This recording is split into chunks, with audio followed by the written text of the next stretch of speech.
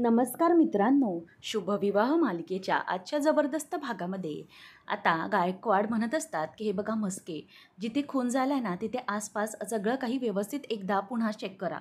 एखादा छोट्यातला छोटा पुरावा मिळेल तरीही तो खूप महत्त्वाचा आहे.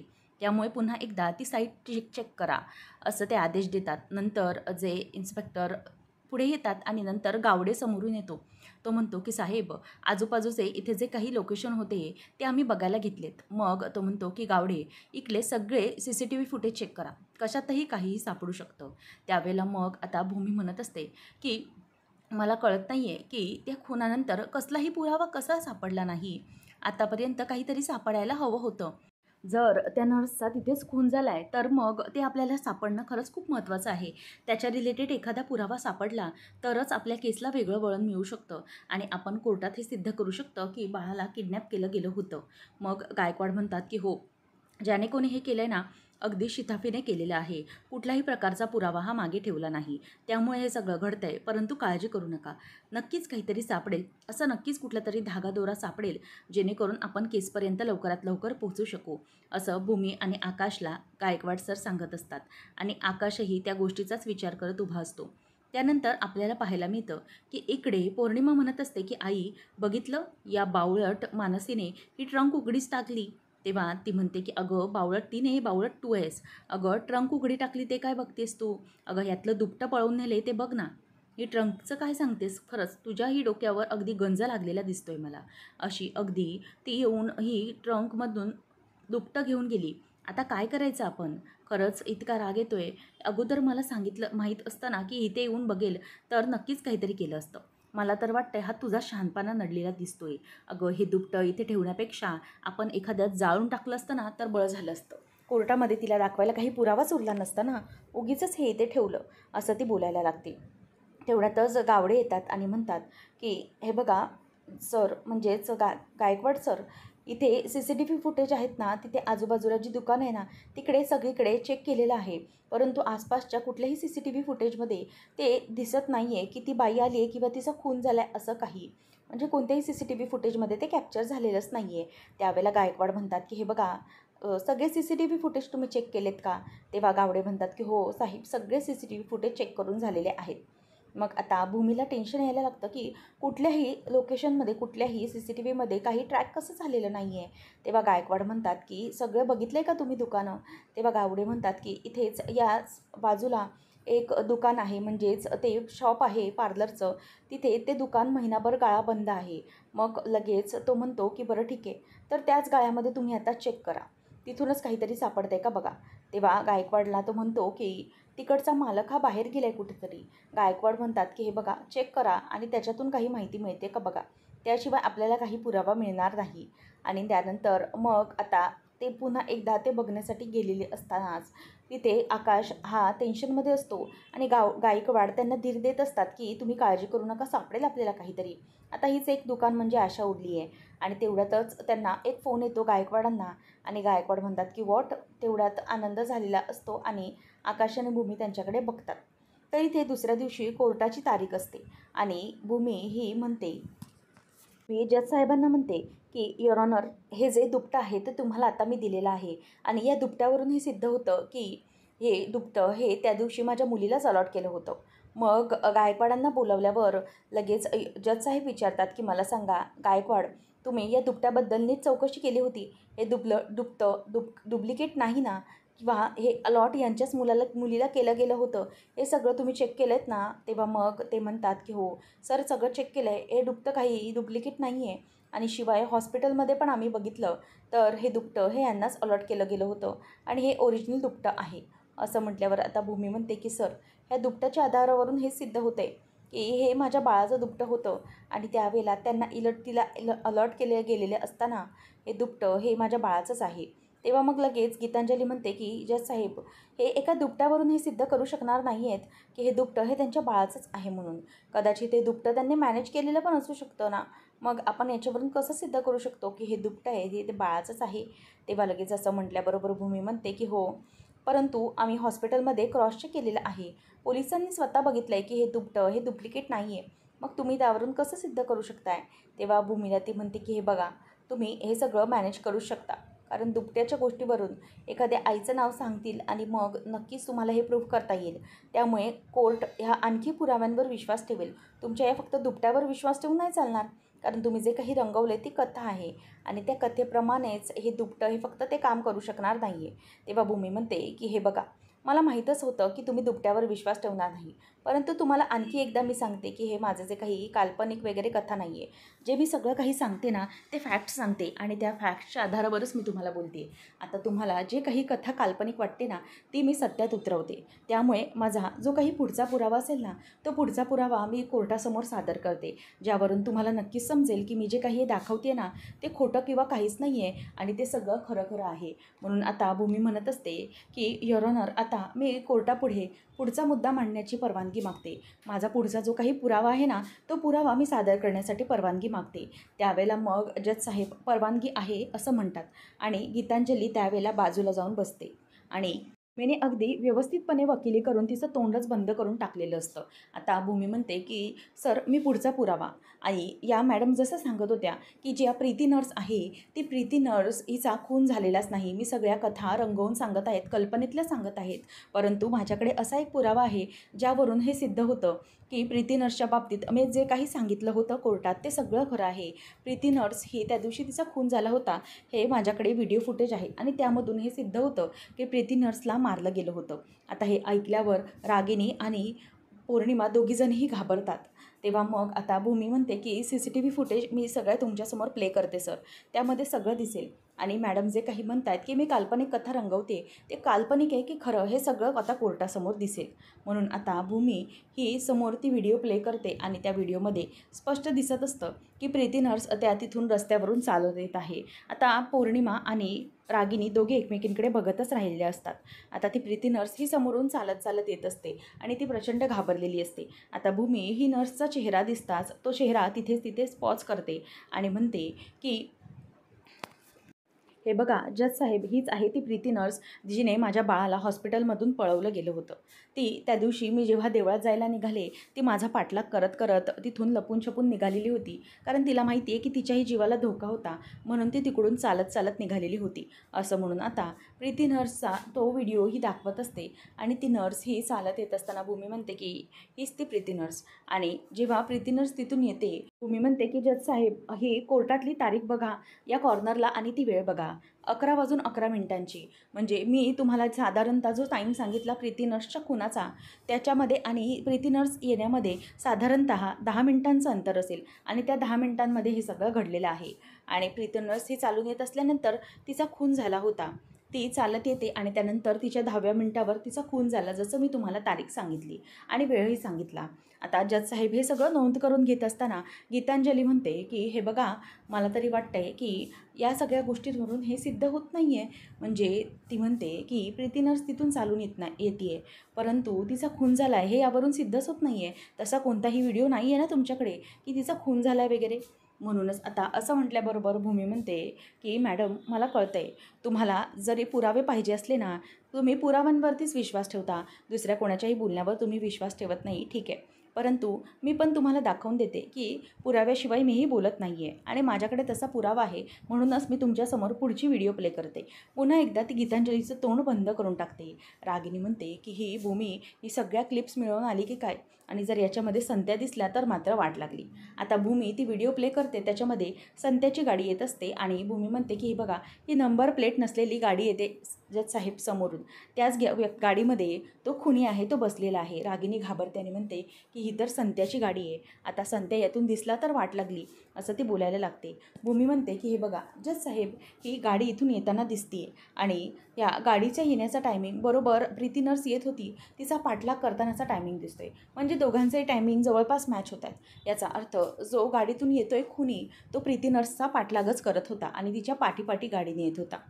आणि त्याच वेळेला बघा तुम्ही सगळं काही तुम्हाला दिसेल आणि जेव्हा ही गाडी परत जाते तेव्हा ह्या गाडीलाच परत जाताना तुम्ही डिक्कीमध्ये बघा आणि ती तिथल्या तिथे व्हिडिओ थांबवते आणि त्या गाडीच्या डिक्कीमधून ही पांढरी ओढणी आहे ती दिसते बघा, छोटासा ओढणीचा एक तुकडा दिसतोय आणि त्याच्यावरून हे सिद्ध होतं आहे की प्रीती नर्सची जी ओढणी होती आणि हा जो ओढणीचा तुकडा आहे हा सेम आहे आणि हा सेम असल्यामुळे या या गाडीतल्या खुन्याने काय केलं असेल.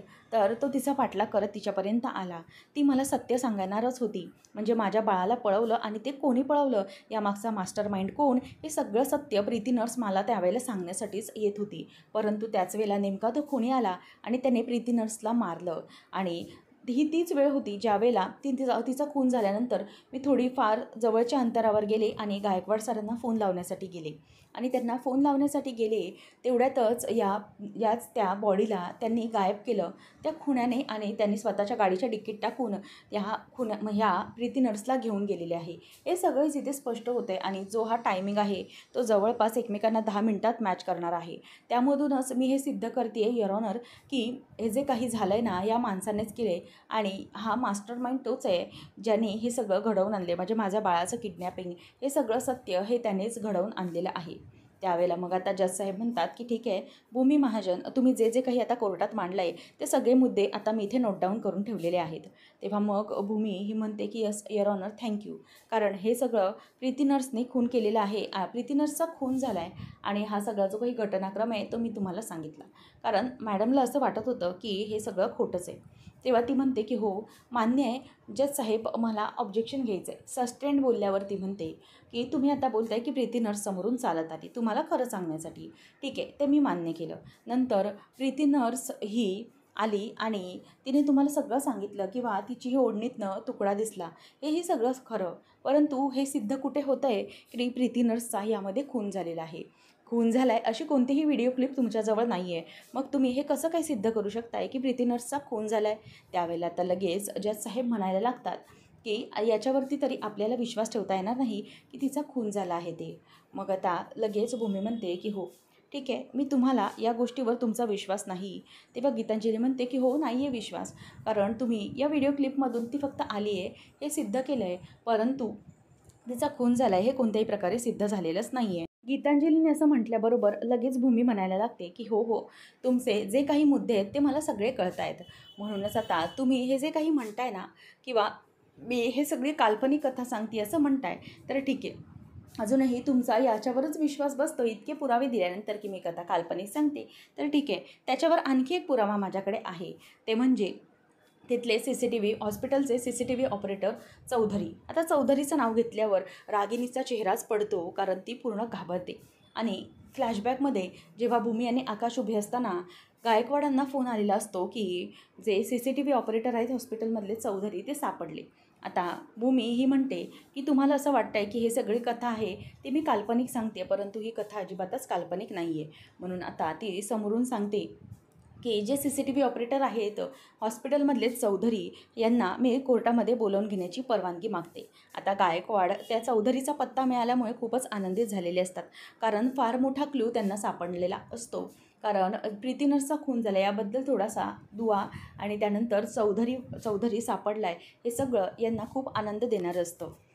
परमिशन ग्रँटेड असं म्हटल्यानंतर चौधरी आता विटनेस बॉक्समध्ये येऊन उभा राहतो आणि भूमी आता म्हणत असते की हे बघा गीतांजली मॅडम, हे तेच आहेत, हे कुठल्याही काल्पनिक कथेतलं पात्र नाही आहे, ही कथा सत्यातली आहे. आणि हे चौधरी आहेत महेंद्र चौधरी, जे नवरंजन हॉस्पिटल जिथे माझी डिलिव्हरी झाली तिथे CCTV ऑपरेटर म्हणून काम करत असतात. आणि त्यांच्याकडूनच आपण आता जे काही सत्य घटनेवरचं कथा आहे ती जाणून घेऊया असं म्हणून आता तिला टोमणा मारतच भूमी ही चौधरीला विचारते की बरं तुम्ही मला आता सांगा की नेमकं त्या दिवशी काय घडलं होतं, माझी डिलिव्हरी झाली त्या दिवशी नेमकं काय घडलेलं, ते फुटेजबद्दलचं सगळं तुम्ही आता सत्य कोर्टाला सांगा. तेव्हा आता तो खूपच घाबरलेला असतो आणि भूमी त्याला अगदी ओरडून विचारते तेव्हा तो पटापट बोलायला लागतो. तो म्हणतो की मॅडम सर जज साहेब, ज्या दिवशी या मॅडमची डिलिव्हरी झाली होती त्या दिवशी अचानक फायर अलार्म वाजला होता आणि फायर अलार्म वाजल्यामुळे सगळे इकडे तिकडे नुसते पळत होते, कारण त्यांना भीती वाटत होती. मग ते CCTV फुटेज त्याबद्दल काय हे सगळं तो आता विचारायला विचारते. तेव्हा मग तो म्हणतो की हो ते CCTV फुटेज साहेब मी डिलीट केलं होतं. आता डिलीट केल्याबरोबर सगळेजण घाबरतात. मग भूमी म्हणते की सांगा मग तुम्ही ते डिलीट केलं होतं ते कोणाच्या सांगण्यावरून डिलीट केलं होतं, खरं सांगा कोर्टाला, काही खोटं सांगू नका. त्यावेळेला मग आता तो चौधरी जो असतो तो रागिनीकडे बघत असतो, कारण रागिनीनेच त्याला सांगितलेलं असतं CCTV फुटेज डिलीट करायला. परंतु आता रागिनी ही तो तिच्याकडे बघतो तेव्हा रागिनी त्याला गळ्यावरून सुरा फिरवेन मारून टाकीन अशी धमकी देत असते, म्हणून तो पूर्णपणे घाबरतो. तेव्हा मग तो म्हणत असतो की मॅडम मला नाही माहिती. आता भूमी त्याला ओरडायला लागते आणि म्हणते की काय तुला नाही माहिती म्हणजे नक्की काय आहे? तुम्हाला कोणी हे सगळं करायला सांगितलं? त्या मास्टर माइंडचं नाव सांगा. खोटं बोलू नका कोर्टामध्ये. तेव्हा आता रागिनी ही पुन्हा पुन्हा त्याला घाबरवत असते आणि त्याला धमकावत असते की तुझा खून होईल. म्हणूनच तो पुन्हा घाबरतो आणि म्हणतो की मी खरंच खरंच सांगतोय की हे जे काही मी केलेलं आहे ना ते खरंच कोणाच्याही सांगण्यावरूनच केलं आहे, परंतु ती व्यक्ती मला माहीत नाही. मला पैशांचं पुडकं आलं आणि त्यानंतर मग मला एक कॉल आला आणि त्यामध्ये मला सांगितलं गेलं की ते CCTV फुटेज तुला डिलीट करायचं आहे आणि म्हणूनच मी ते CCTV फुटेज डिलीट केलं गेलं होतं. त्यावेळेला हा सगळा घडलेला प्रकार असतो तो त्या चौधरीला आठवतो, कारण रागिनीनेच त्याला पैशांचे पाकीट दिलेलं असतं आणि हे घे तुझे पैसे असं म्हणून त्याने चौधरीने अगदी आनंदाने ते पैसे घेतलेले असतात आणि त्याला ते सगळं आठवतं. परंतु रागिनी सारखी सारखी धमकी देत असते म्हणून त्याच्यासमोर कोणताही पर्याय उरलेला नसतो. आता पौर्णिमा ही डोक्याला हात लावते, कारण तिला माहिती असतं हे सगळं जे काही मॅनेज केलं आहे ते रागिनीनेच केलेलं असतं. म्हणून रागिनी ही वारंवार त्याच्याकडे बघत बघत धमकी देत असते. त्यानंतर चौधरी हा कोर्टात सांगतो की मी खरंच सांगतो जज साहेब, मला ती व्यक्ती कोण होती ते माहीत नाही. मी त्या व्यक्तीला ओळखतही नाही. फक्त पैशासाठी मी हे सगळं केलेलं आहे. आता तिच्या बाजूने बोलल्यामुळे रागिनीला खूप बरं वाटतं की चौधरीने तिचं नावच घेतलेलं नाही आहे. आणि त्यानंतर मग आता इथे रागिनी ही खूप आनंदात असते की त्याने नावच घेतलेलं नाही. भूमी म्हणते की तुम्ही खोटं बोलताय. हे सगळं जे काही तुम्ही बोलताय ते खोटं आहे. हे जे काही तुम्ही बोललात ते काल्पनिक आहे. असं कसं तुम्हाला एखाद्या व्यक्तीने फुटेज डिलीट करायला सांगितलं आणि ती व्यक्ती कोण हेही तुम्हाला माहिती नाही आहे? तुम्ही साफ खोटं बोलताय कोर्टामध्ये. खरं खरं सांगा कोर्टाला, खोटं सांगू नका. नाहीतर पोलिसांची 3rd डिग्री येईपर्यंत तुम्हाला खरं सांगायचं नाही आहे का? सांगा, खरं खरं सांगा. हा प्रश्न आहे आणि तुम्हाला हे सगळं सांगावंच लागणार आहे. आणि कोर्टाला खोटं सांगून चालणार नाही आहे. तुम्ही हे जे काही खोटं सांगितलं ना ते आता तुम्ही एकदा सांगा की तुम्हाला कोणी सांगितलं आहे. त्या मास्टर माइंडचं नाव काय आहे? माझं बाळ पळवण्यामागे त्या व्यक्तीचा मोठा हात आहे. त्यामुळे तुम्ही सांगा. तेव्हा लगेच आता जज साहेब हे बोलायला लागतात की हे बघा भूमी महाजन, तुम्ही एखाद्या साक्षीदारावर अशा प्रकारचा दबाव आणू शकत नाही. त्यामुळे तुम्ही जे काही बोलताय ते अगदी शांतपणे विचारा. तेव्हा मग भूमी म्हणते की ठीक आहे, I am sorry my Lord असं म्हणून ती आता माफी मागते आणि पुन्हा म्हणते की तुम्ही ठीक आहे त्याच्याबद्दल तुम्ही आता काही सांगितलेलं नाही चालेल, परंतु जे CCTV फुटेज आहे त्या रात्रीचं बॅकअप हे पोलिसांनी ऑलरेडी मिळवलेलं आहे आणि त्यामुळे त्या रात्रीच्या बॅकअपमध्ये हे सिद्ध होणारच आहे की हे सगळं कोणी केलं आहे किंवा तुम्हाला हे सगळं कोणी करायला लावले. आता बॅकअप मिळालं म्हटल्यावरती पौर्णिमा ही रागिनीला म्हणते की आई बॅकअप मिळालं म्हणजे हे सगळं आपण केलं आहे, आपण दिसू का त्या CCTV फुटेजमध्ये? असं म्हटल्यावर आता रागिनी तिच्याकडे रागाने बघते आणि तिला करून गप्प करते आणि म्हणते की हळू बोल, नाहीतर कोणीतरी ऐकेल. त्यावेळेला भूमी म्हणते की युअर ऑनर, हे आहे ते पेनड्राईव्ह ज्याच्यामध्ये हे सगळं CCTV फुटेज आहे ते कैद झालेलं असणार आहे. असं म्हटल्यावर आता भूमी ते CCTV फुटेज दाखवते आणि म्हणते की जज साहेब, हे CCTV फुटेज मी तुम्हाला दाखवण्याची परवानगी मागते, कारण त्याच्यामध्येच त्या रात्रीचं सगळं जे काही घडलं आहे ते नोंद झालेली असणार. तेव्हा मग जज साहेब म्हणतात की ठीक आहे चालेल, जे त्या दिवशी घडलं आहे ते सगळं म्हणजे जे काही बघण्यासाठी तुम्ही CCTV फुटेज दाखवायला सांगताय ठीक आहे ते दाखवा. असं म्हणून आता भूमी ही ती CCTV फुटेज हे त्या माणसाकडे देते कोर्टाच्या आणि तो कोर्टाचा माणूस ते TV ला कनेक्ट करतो आणि सगळ्यांना बघण्यासाठी ते बघत असतात. मानसी प्रचंड घाबरलेली असते. ती म्हणते की काय करणार आई, मला काहीच कळत नाही आहे. जर आपण दिसलो तर आपली इथे आता पूर्णपणे वाट लागणार आहे. असं त्या दोघीजणी आता एकमेकींकडे बघून बोलत असतात. पौर्णिमाला ती म्हणते की जरा शांत बस, बघूया आपण काय आहे ते.